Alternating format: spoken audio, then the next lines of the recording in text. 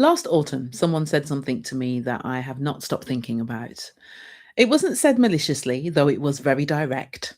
It was advice from someone whose opinion I respect, someone who was trying genuinely to guide me and to look out for me. I'd put together a workshop, priced it at just under £200 per person, a focus session for professionals who wanted to think more deliberately about how they were being perceived in media settings. And this person looked at what I was offering and said, "You have not earned the right." Now, I heard him, I sat with it. And that conversation, looking back, was one of the things that made me considerably more deliberate about my own positioning over the months that have followed. But what stayed with me longest was not the advice itself, it was the question underneath it. Who decides when you've earned the right? Welcome to Recognised. I'm Marisha Stevenson, BBC broadcaster, executive facilitator, and authority positioning strategist. This is where I explore the gap between visibility and authority and what it actually takes to be recognised as the expert you already are. Today, I want to ask a question I do not think gets examined nearly enough, which is, have you earned the right? And more importantly for me, who gets to decide?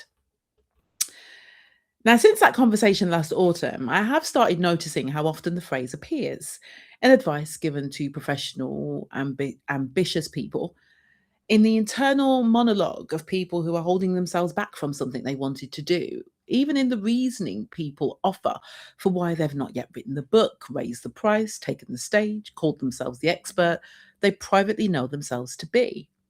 I've not yet earned the right.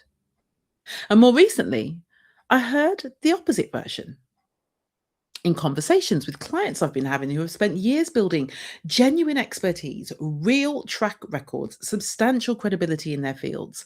People who have done the work, served the clients, developed the thinking, accumulated the climate of professional history that is by any reasonable measure impressive. And they say, I've earned the right. And they say it with a particular kind of quiet conviction. Same phrase, opposite direction. And in both cases, even the same question is underneath it. But who's doing the judging? So here's where it gets interesting and where I think the conventional wisdom about building authority quietly misleads people.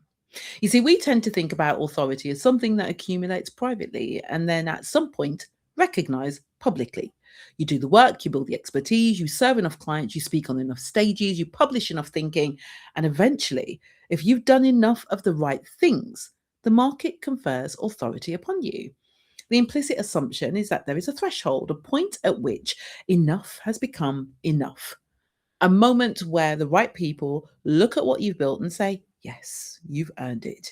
You may proceed. But there is no committee, no certificate arrives.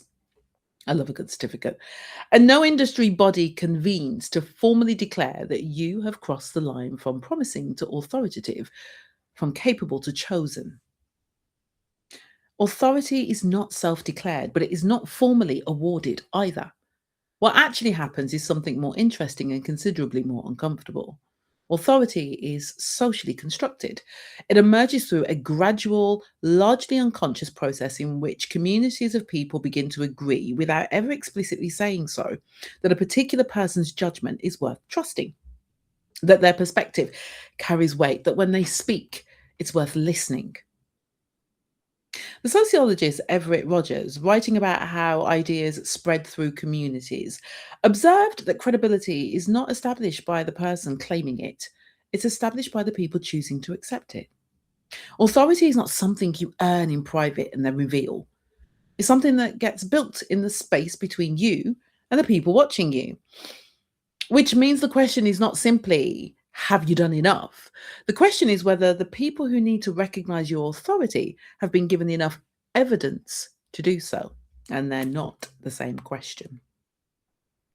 There's a particular kind of professional I encounter regularly, deeply capable, genuinely expert, often with decades of experience and a track record that would, if it were fully visible, be remarkable. And they're waiting, not lazily, not passively. They're working hard, they're serving clients, they're continuing to develop their thinking. But underneath all that activity is a quiet, largely unexamined belief that they're not quite ready yet, that there's something still to be done before they can legitimately claim the authority they privately know themselves to have. I've not earned the right yet. Yet the irony, and it's a painful one, is that the waiting itself is part of what prevents the recognition from arriving. Because recognition does not emerge from expertise alone. It emerges from expertise that are visible, legible, and communicated in ways that allow the right people to understand its value. The professionals who are most committed to earning the right in private are often simultaneously the least deliberate about communicating the evidence in public. They're keeping score in a game where nobody else has access to the scoreboard. Now consider the people who say the opposite.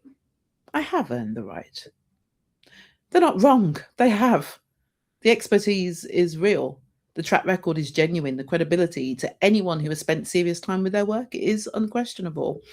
And yet something is not quite landing the way it should. The opportunities are not fully reflecting the level they're operating at. The market is not quite placing them where their expertise belong. There's a gap, sometimes a significant one, between how they see themselves and how they're being seen. They've earned the right in every way that matters to them. But earning the right and being recognized as having earned it, not the same thing, and certainly not the same moment. Now, sometimes those things happen simultaneously. More often, there's a gap between them. And in that gap, we have capable people undercharge. We accept the wrong opportunities. We explain ourselves in rooms where we really should not have to. And we carry a quiet frustration that our work is not generating the response it deserves. And I say we because I've been there. That gap is not a reflection of our expertise. It's a positioning problem. But positioning problems have solutions. So I want to suggest a reframe, and it's not comfortable, but I think useful. Instead of asking, have I earned the right? Which places the judgment somewhere outside yourself in the hands of an imaginary committee that is never actually going to convene. Try asking a different question. Have I communicated enough evidence for the right people to recognize that I have earned it? Because those are fundamentally different questions. The first one waits for permission.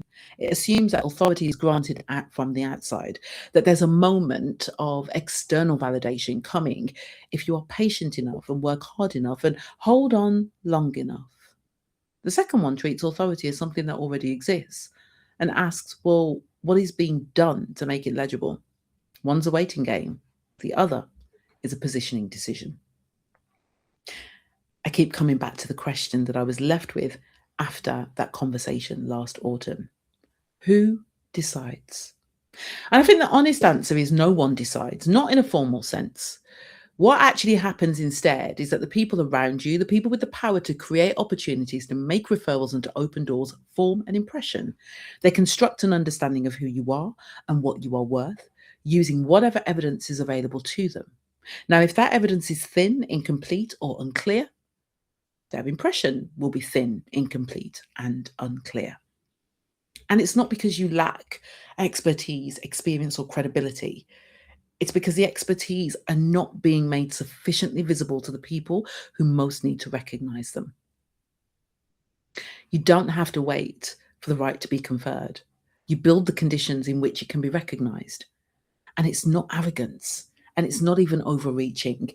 It's just deliberate, intelligent work of ensuring that the expertise that you spent years accumulating is as visible, coherent, and legible as it deserves to be. Because the goal was never to earn the right in private. The goal was always to be recognized. This is Recognized Audio Edition, and I'm Marisha Stevenson.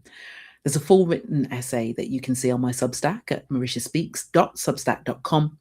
And if you're a professional who's earned the right and is ready to ensure the market recognizes it, the Media Impact Lab is where the work starts. The link is in the show notes. And if this landed with you, please Share it with someone who needs to hear it. Until next time, stay credible, stay visible, and most importantly, stay recognized.